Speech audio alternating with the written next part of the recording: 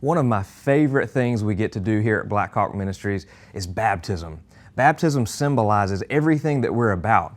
As you go under the water, we baptize and you go under the water. As you do that, it symbolizes the death of Jesus. As you come out of the water, it symbolizes the life that we receive from the resurrection of Jesus. The fact that He didn't stay in the grave, but He conquered death and that He's alive. And so we do baptism not as a step that saves you. Salvation comes from your heart being turned to God because we are separated from Him due to our sin, because Jesus paid the price by dying on the cross that you and I could never pay.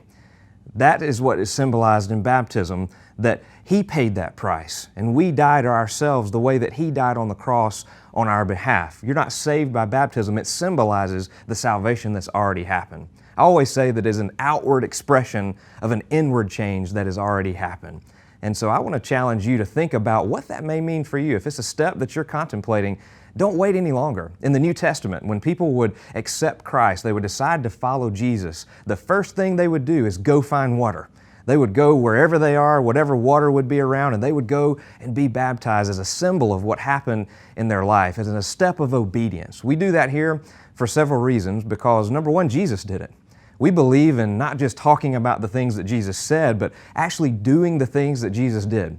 He was baptized Himself as a symbol, as the Son of God, as a symbol and an act that He wanted us to follow. And then He said, I want you to do the same. And so I would challenge you to consider that very fact and what it may do for you personally in your own faith, because it does impact your own journey and your own faith as a step of obedience, an act of faith of following Jesus as He has asked us to do, and as He even exemplified in His own life, in His own journey, in His own ministry. But there's another part to baptism that a lot of times we may not think about, and it's the impact that it not only has on us, but on other people.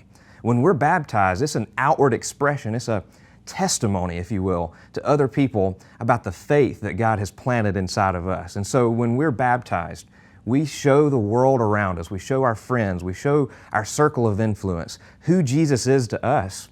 And then in turn, that may be something God will use in their life to draw them to Himself, to help them take a next step in their own faith. And so as you consider baptism, you're not washed away in your sins. There are no sins floating in the water. It is just water, but it's a beautiful, amazing picture of who we are as followers of Jesus. His death, His burial, and His resurrection, that we're raised to new life because we enter from death to life because of Jesus and Jesus alone. I love baptism, and I love that you're considering that, and I would challenge you to take that big step of faith in your journey.